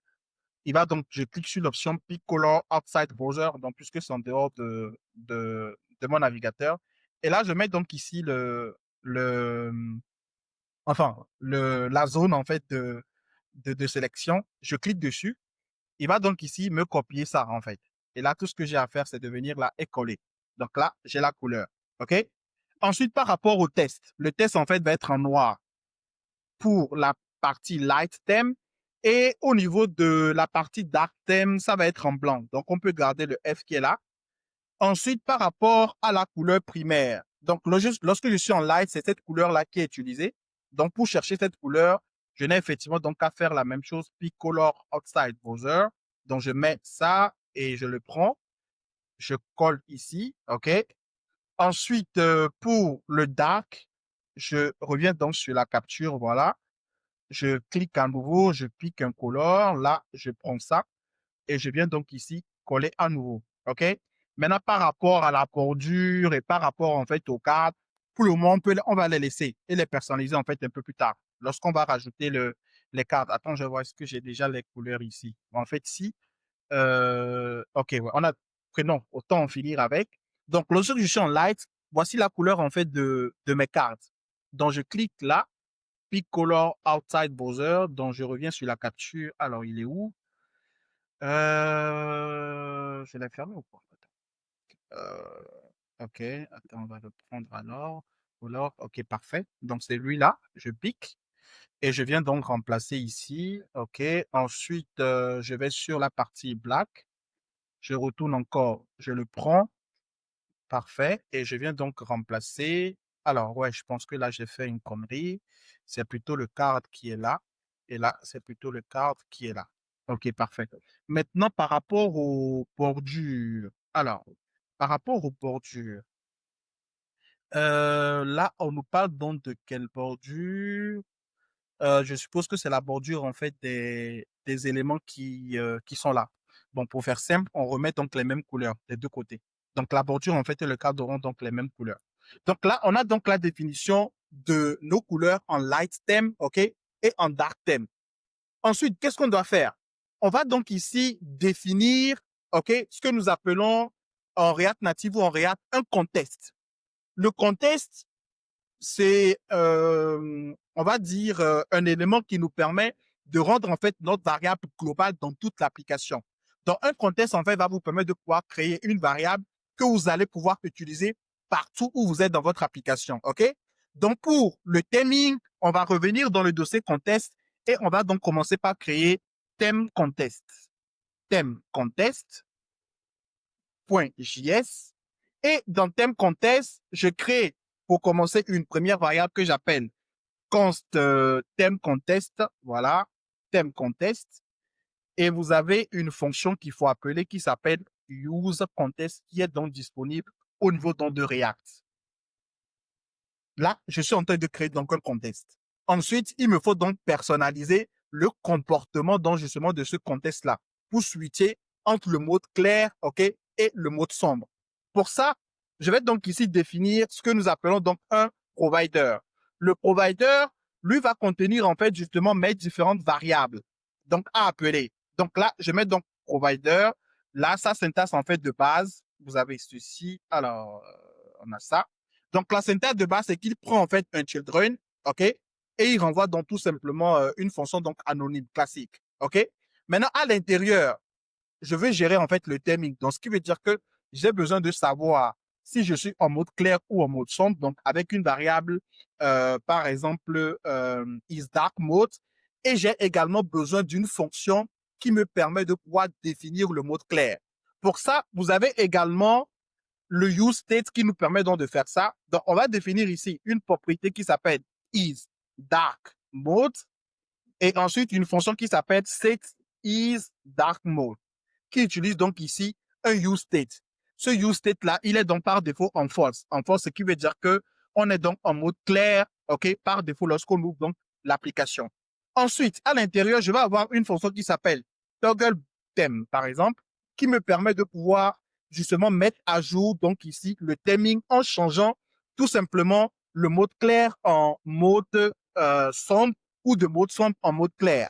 Et pour ce faire, j'ai donc cette fonction qui est disponible dans set isDark et le isDark en fait mode il contient la valeur. Par exemple, s'il est à false, si la false en fait c'est qu'on est donc en mode clair.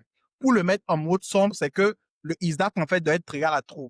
De la même manière, s'il est déjà à true, ok, et que je dois mettre en mode clair, c'est que il doit donc ici partir à false. Donc tout ce que j'ai à faire, c'est de lui dire, en fait ici c'est pour éviter de faire if isDark mode, alors fais-moi set isDark false, ok. Sinon, elle se fais-moi set isDark mode true. En fait, c'est pour éviter de faire tout ceci. On n'a pas besoin de tout ça. OK? Donc, pour simplifier, en fait, cette syntaxe-là, j'ai tout simplement la possibilité de faire isDark mode et à l'intérieur, je lui envoie donc la négation de la valeur de ce dark mode-là et je suis tranquille. Donc, j'ai tout simplement à mettre donc euh, le point d'exclamation au début et il va donc mettre quoi? Il va donc mettre ici la négation. Donc, si on est en mode clair, il switch vers le mode sombre. Si on est donc en mode sombre, il switch vers le mode clair. Ensuite, qu'est-ce que je fais? Je fais donc ici un return. Alors, le return donc du composant. Et ce composant-là s'appelle quoi? Thème contest qui est là.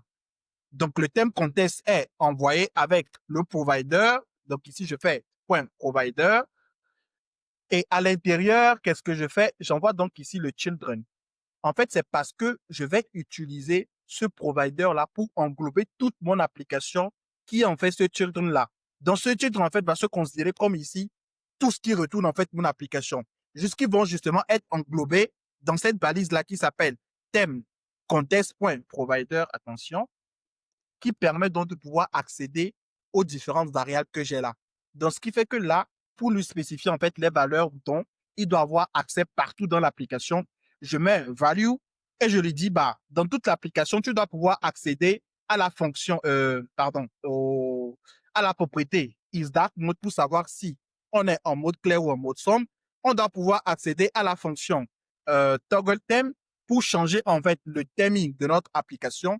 Et on doit également pouvoir en fait accéder à, on va ici définir un objet qui va s'appeler thème, ok, qui va utiliser, alors là je mets la syntaxe et je vais expliquer, qui va utiliser en fait un mémo et à l'intérieur on va donc lui dire quoi?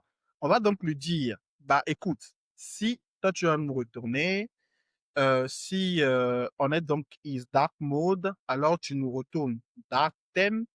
Sinon, tu vas donc nous retourner un light theme. Alors, si c'est pas le cas, alors utilise un is. Is dark mode. Parfait. Alors, ici, qu'est-ce que je fais? Dans mon thème contest, puisqu'on doit retourner en fait toutes les valeurs, OK, ou toutes les variables qu'on doit accéder dans toute l'application, à savoir la propriété qui nous permet de savoir si on est en mode clair ou en mode sombre, la fonction qui nous permet de pouvoir changer le thème, il nous faut également ici le thème à utiliser. Et le thème à utiliser, on a déjà déclaré en fait ici deux variables, donc le light theme ou le dark theme. Donc en fonction justement du fait que je sois en mode clair, enfin le isDark en fait est true ou false, il va donc falloir retourner en fait l'une de ces options-là. Donc ce qui fait qu'à ce niveau, je lui dis, si on est donc en mode sombre, ok, renvoie-moi le dark theme. Sinon, renvoie-moi donc ici le light theme. Maintenant, pourquoi on fait ce is dark mode? Ce is dark mode me permet en fait de pouvoir réactualiser en fait les valeurs. En fait, l'objectif ou le rôle de use memo, c'est de pouvoir en fait prendre en compte la valeur de is dark mode à chaque fois, ok, que votre application en fait se relance ou à chaque fois en fait qu'il y a une modification de comportement. Donc, que ce soit on a changé la valeur du thème ou etc. Le rôle, en fait, du use memo, en fait, c'est de nous récupérer, en fait, la dernière valeur.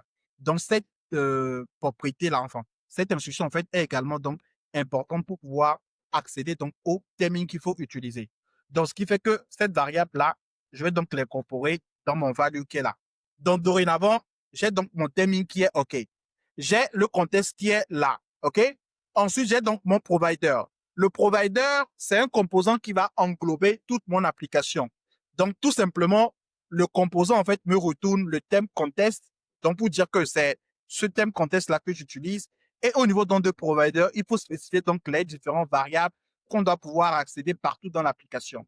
Et ces variables-là, on a donc le isDark mode qui va nous récupérer si on est en mode clair ou en mode sombre. Le toggle theme qui nous permet en fait de pouvoir changer le thème et le thème justement qui est la valeur en fait donc du thème à utiliser. Ensuite, après ça, qu'est-ce qu'il faut faire? Je reviens dans le app.json. Alors, app.json et je vais englober donc mon application dans mon provider qui est theme provider. Et à l'intérieur, je mets donc app navigator, ce qui me permet donc dorénavant de pouvoir en fait récupérer la valeur en fait donc la valeur en fait du thème à utiliser en fonction des couleurs que j'ai eu en fait à définir dans mon application. OK? Ce qui fait que au niveau donc de ce bouton là, quand je reviens dans task screen, j'ai donc la possibilité de faire quoi? J'ai la possibilité de récupérer à ce niveau un const que j'appelle alors thème, ensuite is dark mode et là également j'ai le toggle theme et j'utilise en fait ici le use, ah non attention c'est pas use theme, c'est plutôt use contest et là je lui dis que c'est le contest, thème contest. Voilà. Ensuite, là, j'ai quoi comme erreur? Invalid attempt to test structure, no iterable instance in order to be iterable. Ok, ouais. Là, je pense que c'est à cause de l'exportation directement de cet élément. Alors, là, ce qu'on va faire, c'est que au lieu d'exporter cet élément-là, on va le déclarer en fait comme un composant. En fait, comme on l'exporte automatiquement, ce qui fait qu'il y a un problème en fait de récupération des éléments qui sont là. Donc là-bas, je définis en fait le composant donc const task list, ok, string. Je fais donc l'égalité, je mets tout ça et je lui dis donc de me retourner tout ces blablabla. Ensuite, je viens après tout ceci et je lui dis donc de pouvoir m'exporter export default task script. Parfait. Et ensuite, on va relancer notre application et on va voir ce qui se passe. Entre-temps, est-ce que le thème contest là, ok, ouais, mais c'est pas le bon. Normalement, le thème contest à appeler, c'est celui que j'ai déclaré qui se trouve dans contest. Voilà. Alors, là, il me dit quoi? Cannot tweak properties of indefine. Qu'est-ce qu'il n'arrive pas à dire? Contest, ouais, ici, quand j'accède à là, j'ai bien export. Alors, ouais, je pense qu'il y a un souci. Contest, ouais. Ouais, use contest. Là également, on a donc l'exportation. Bon, alors, je refais ça, on va voir ce qu'on a. Je refais un reload, on va voir ce qui se passe. OK. Alors, là, quand je fais un dismiss, qu'est-ce qu'on obtient?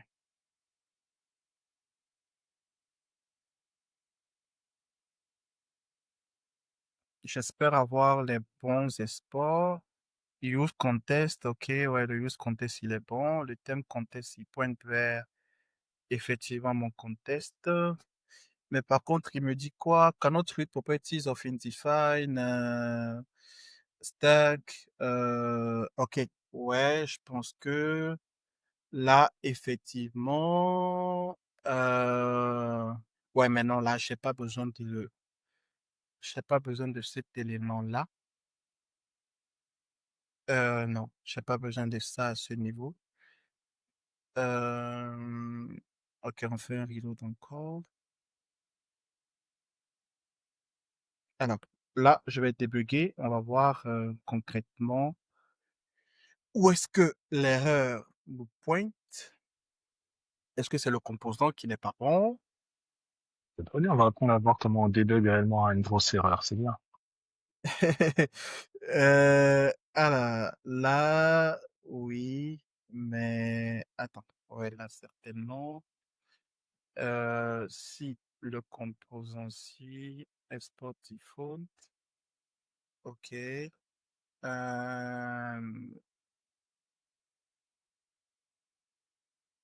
Alors, oui, load. Ok, car moi, ce que je vais faire, on va donc refaire ça.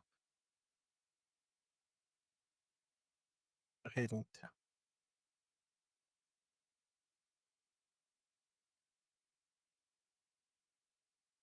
Ok. Alors, là, on va retourner à la base. Dans notre thème contest, ah non, plutôt app.js, on a thème provider, je pense que c'est ici le problème. Ouais. Le thème provider qui est ici, c'est le thème provider venant de React Navigation. C'est normalement le thème provider que nous-mêmes, on a défini à l'interne. Voilà, donc l'import, en fait, ici, n'est pas bon. Ensuite, je reviens dans mon task list screen et je vais redésactiver celui-ci et je refais un reload. Et on voit ce qui se passe.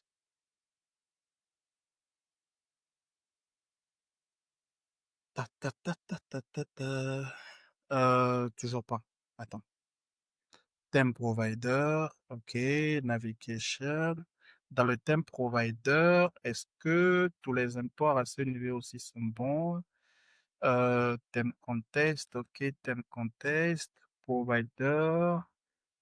Euh, alors, theme contest, point provider, ouais, renvoie-moi donc les valeurs. avec donc les enfants à rajouter à ce niveau-là, ouais, je pense qu'on est bon. Alors, par contre, au niveau de app.js, alors là, on va essayer ça et on va voir ce qui se passe. Non, toujours pas. Ah ouais, carrément.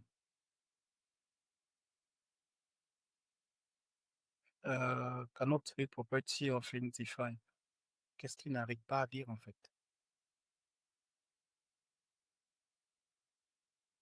Non, je suppose que c'est un problème avec l'élément en fait qui charge le app.json, le theme provider. Ouais, ici, il n'y a pas grand-chose. Ensuite, dans le app.json, app navigator. Alors là, on a un navigator qui renvoie donc ici un composant. Et alors à l'intérieur, j'ai donc mon élément. Et ouais, a priori ici, je crois qu'ici, il n'y a pas grand-chose. Euh, alors, peut-être ce qu'on va faire en faisant un dismiss. Et on va faire ça pour nous assurer que c'est le problème vient de nous. Tac, tac, tac, tac. Là, je rescanne le code QR. Ah,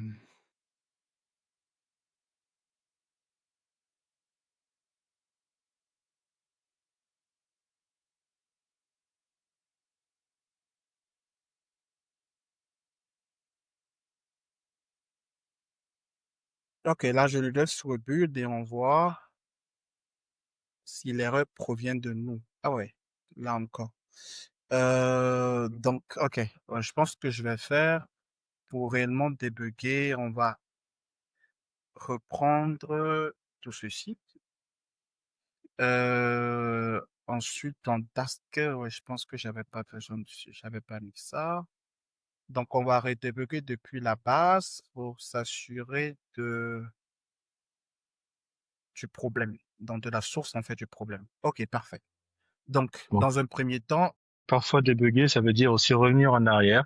On va pas s'arracher les cheveux, on va juste revenir en arrière quelques instants et reprendre exact, étape par étape pour voir ce qu'on a pu rajouter qui pose problème.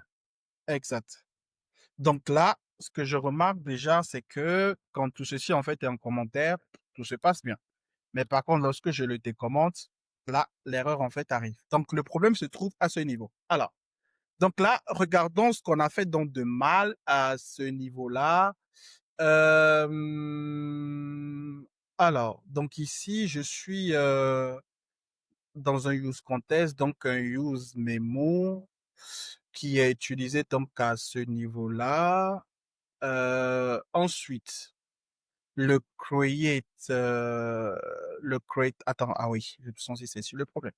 Ici, en fait, là, je suis en train de créer un contest. Je pense que là, c'est plutôt un create contest. C'est plutôt de l'autre côté à ce niveau-là. Lorsque j'ai besoin, en fait, d'utiliser un contest déjà existant, OK, que je fais, en fait, un use contest. Lors de la création, en fait, c'est plutôt create contest. Donc là, je me suis trompé de commande, en fait. Donc là, c'est plutôt create contest. Donc je reviens là, je recommande ceci. Je reviens dans app.js et on va remettre tout ceci et on va relancer. Alors, useState does not exist. UseState, je l'ai utilisé à quel niveau? Toujours dans thème contest. UseState, ouais, UseState, je ne l'ai pas importé. Donc, il faut également qu'il soit importé. Ensuite, qu'est-ce qu'il nous dit? Bon, là, j'essaie déjà de relancer tout ça. Et on voit ce qui se passe. Donc, create contest, use date, use memo. OK, là, il me dit quoi? Invalid attempt to the structure, no iterable instance in order to be iterable. Alors, là, il me pointe sur la ligne task list, la ligne 7. Alors, donc là, il y a un problème à ce niveau. Use contest de thème provider.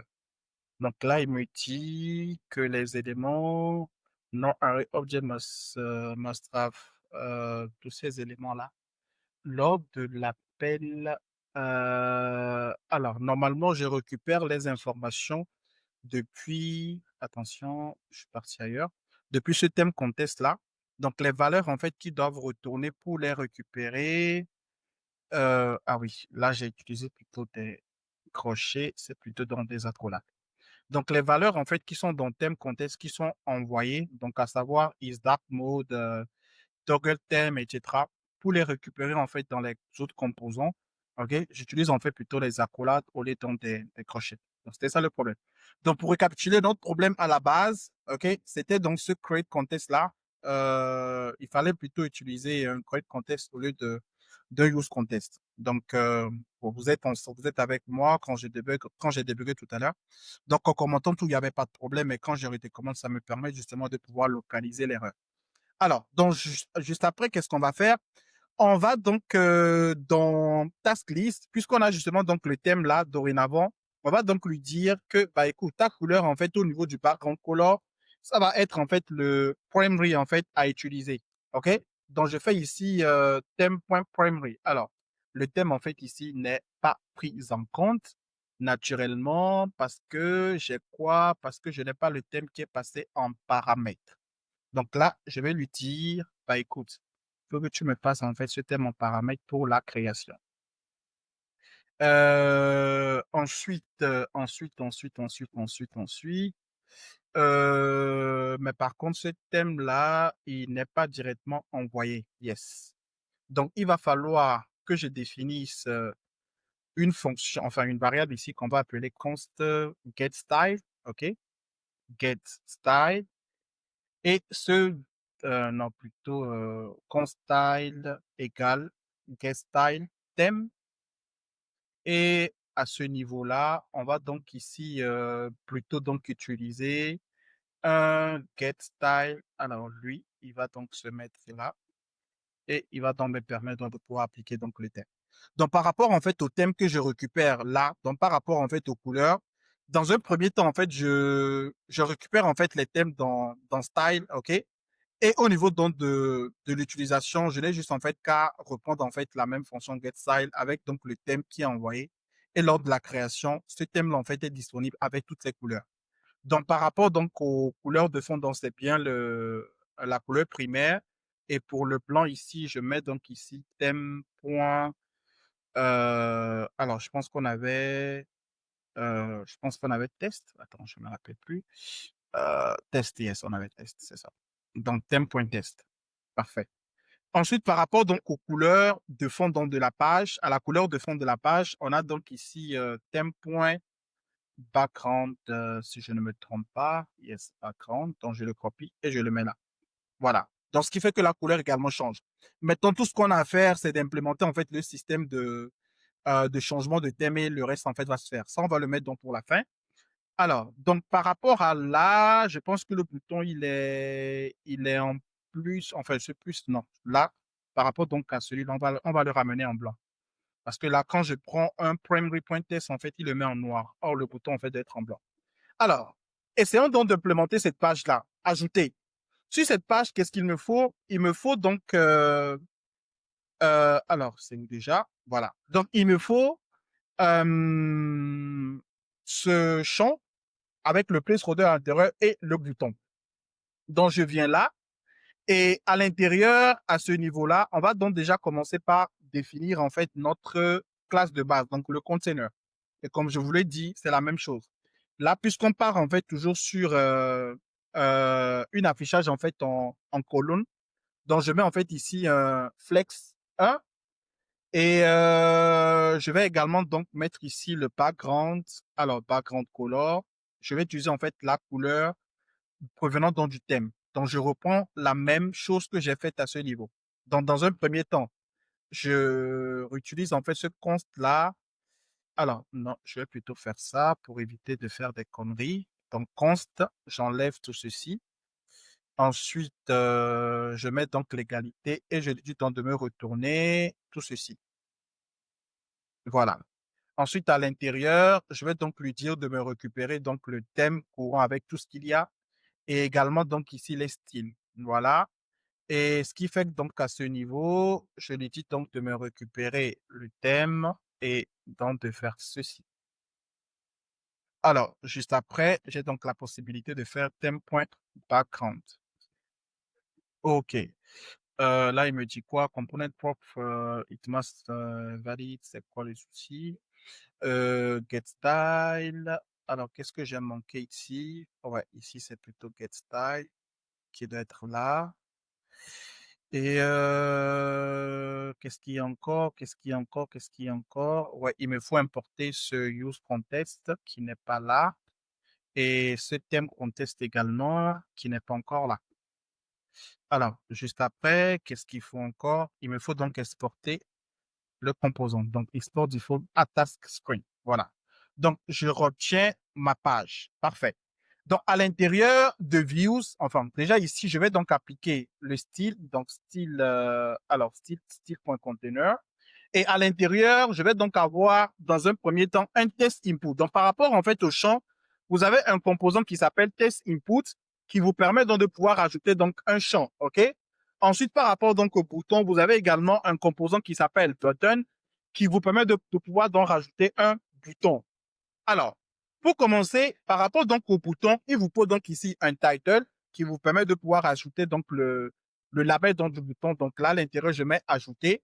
Et ensuite, vous avez également le on-press qui permet donc d'implémenter l'action à effectuer derrière. Et également la couleur qui permet de pouvoir ajouter donc la couleur. Donc là, je vais lui dire, bah, écoute, ta couleur, tu vas utiliser la couleur primaire. Donc ça fait theme.primary theme.primary. Et par rapport donc au on-press, on va y revenir. Là, on remarque que le bouton est collé donc aux bordures. Donc, sur le container, je lui dis de me rajouter donc un padding de tous les côtés de 20 pixels. Donc, ça va permettre de mettre un peu plus d'espace. Voilà. Donc, je pars donc sur quelque chose comme ça. Je pense qu'on est déjà pas mal. Et sur le test input, voilà, donc vous avez déjà remarqué qu'on a en fait un test input, juste qu'il n'y a pas en fait de bordure. OK? Donc, sur le test input, déjà, je vais lui dire, par ton placeholder, ça va être titre de la tâche. Titre de la tâche. Voilà. Ensuite, qu'est-ce que tu vas faire par rapport donc, bon, principalement, c'est ce qu'il nous faut, à part donc le style à appliquer. Donc, ce qui fait que là, je viens, je définis input, OK? Et je lui dis d'utiliser en fait le style donc appliqué sur ce site. Attention, style.input. Voilà. Et là, sur l'input, qu'est-ce qu'on va faire? Dans un premier temps, on lui définit en fait une couleur. Je pense qu'on a une couleur normalement, ouais, on a une couleur avec l'arrondissement et tout ce qui va avec. Donc, le border color, alors là, je lui dis, ah ouais, là, c'était les bordures en fait à définir sur dans le fichier de thème. Donc là, on a ça, enfin, la bordure n'est pas encore là. Ensuite, je vais lui dire, alors, qu'est-ce qu'on va lui dire après? Rajoute-nous un border width, donc la largeur en fait de la bordure, donc part sur 1, le minimum qu'on veut. Alors là, il met une bordure, mais qui n'est pas trop visible. Alors, retournons dans le color et changeons la couleur en fait ici. Disons-lui plutôt pour la bordure, part sur du noir si c'est pas très très visible peut-être, je sais pas. En mode dark, je pense qu'on va partir sur du blanc pour les bordures. Donc je reviens là. Et alors là, je n'ai rien. Ah oui, non, plutôt du noir, c'est 0,0. Désolé. Parfait. Mais 0,0, je pense que c'est trop. Si on peut avoir peut-être quelque chose en gris, peut-être ça allait plutôt être assez intéressant. Du noir, c'est trop. Alors, Alors, je pense qu'on doit CCCC, avoir. Ok, ouais, CCC peut-être. Alors, CCC. Parfait, ouais. Parfait, merci beaucoup. Donc, je reviens dans à task, OK? Et après, donc, la bordure, on va donc ici le dire de nous rajouter, alors, un padding donc en interne de type pixel pour mettre en fait un peu de marge en fait dans les éléments. Ensuite, qu'est-ce qu'il nous faut? On va également lui dire de nous mettre un margin bottom. Donc, puisque les éléments en fait semblent être collés. Donc, je lui rajoute un margin bottom de 10 pixels peut-être, donc 10 pixels, OK. Ensuite, qu'est-ce qu'il va me falloir? peut-être un font size, on va peut-être l'augmenter à 17, pourquoi pas. Et par rapport donc à la couleur, alors la couleur à l'intérieur, attention, je vais retirer ceci. La couleur à l'intérieur, je pense qu'on a du noir. Bon, ça, on peut le garder, tant mieux. Et principalement, je pense qu'on est pas mal. Voilà. Principalement, je pense qu'on est pas mal. Sur le bouton, si on veut, on peut rajouter un bordeaux réduit avec tout ce qu'on veut. OK. Mais bon, ça, je pense Oui, on très peut le bien, il est très laisser. bien, hein. Ouais, c'est déjà pas mal. Je pense Alors, que j'ai une on obtient en fait question. déjà le résultat. Oui. Mm. Une question et après une remarque. Là, Oui. déjà, quand tu codais, alors moi, je Oui. pense savoir ce que c'est du copilote, j'ai l'habitude, mais pendant que Mhm. tu codais, on avait l'impression qu'il y avait du code qui se rajoutait automatiquement avant que tu codes. Exactement. Qu'est-ce que c'est comme outil que tu as utilisé? Parce que OK. une des questions qui vient derrière, c'est Mhm. avec tout ce qu'on appelle de IA, ChatGPT, copilote, est-ce qu'on Yes. pourrait pas tout simplement coder plus rapidement grâce à l'IA? Est-ce que c'est une bonne pratique, une mauvaise pratique, et ainsi de Mhm. suite? OK. Qu'est-ce que tu en Alors. penses? Par rapport donc à l'autocomplétion que vous voyez tout à l'heure, c'est un outil en fait IA qui est directement intégré. Là aujourd'hui, moi j'utilise du Windsurf, également du Gemini, donc c'est plus en fait une combinaison de deux. Il y a également Copilot en fait à côté, mais là actuellement j'ai pas ma licence en fait Copilot qui est activée, D'accord. donc c'est plutôt un autre IA Windsurf qui permet donc d'avoir donc l'autocomplétion. Maintenant par rapport à l'utilisation de l'IA pour coder, je dirais en fait que c'est une très très bonne pratique. Ça permet de gagner en productivité. Mais attention, je ne le recommande pas en fait pour les débutants. Quand je dis débutants, ce qui veut dire que quand tu es en train d'apprendre en fait un langage de programmation ou que tu es en train d'apprendre en fait une technologie, je déconseille en fait fortement d'activer en fait le mode autocomplétion par l'IA. C'est mieux de le désactiver jusqu'à ce que tu n'aies un bon niveau en fait dans la technologie pour que les propositions en fait qu'il va te faire, bah tu comprends justement ce qu'il te propose en fait. Parce que là, quand tu es débutant et qu'il te propose, toi tu vas justement le prendre en autocomplétion, mais derrière sans pour autant comprendre ce qu'il te propose justement comme fonctionnalité. Donc, pour apprendre une technologie, je dirais de l'utiliser moins. Peut-être si vous l'utilisez pour l'autoconversion, après, vous pouvez en fait le réutiliser puisqu'aujourd'hui, dans l'éditeur, vous avez la partie où vous pouvez en fait directement chatter en fait avec lui. Donc, vous pouvez par exemple lui dire, bah, réexplique-moi en fait tout le contenu justement de ce fichier-là. Donc là, effectivement, ça vous permet en fait de pouvoir comprendre en fait tout ce qui vous a généré et de pouvoir effectivement comprendre votre code. Mais après, lorsque vous générez en fait, il vous génère en fait que vous passez, vous l'utilisez en fait ça, c'est une très très mauvaise pratique. Après, vous allez vous rendre compte que bah, en fait, vous avez développé quelque chose, mais en vrai, en termes de compétences, vous n'avez rien gagné. C'est ça. Et en plus, derrière, on a les questions de dette technique et autres qu'on pourra aborder plus tard qui bah, sont Exact. importants. Voilà. Alors, une remarque, parce que j'ai Oui. pas mal de personnes qui me demandent ce qu'on peut nous aussi tester. Est-ce qu'il serait Mhm, possible à la rigueur de se dire, là, on a quand même fait 3 écrans, on laisse mhm, le temps aux étudiants de faire par eux-mêmes, en se mhm. basant sur ton cours, et on se retrouve dans quelques Ouais. jours pour continuer, tout simplement. Parce que comme ça, OK. ils vont pouvoir pratiquer, et ensuite, Mhm. qu'est-ce qui nous reste dans l'absolu? Dis-nous, qu'est-ce qui nous reste à rajouter par la suite?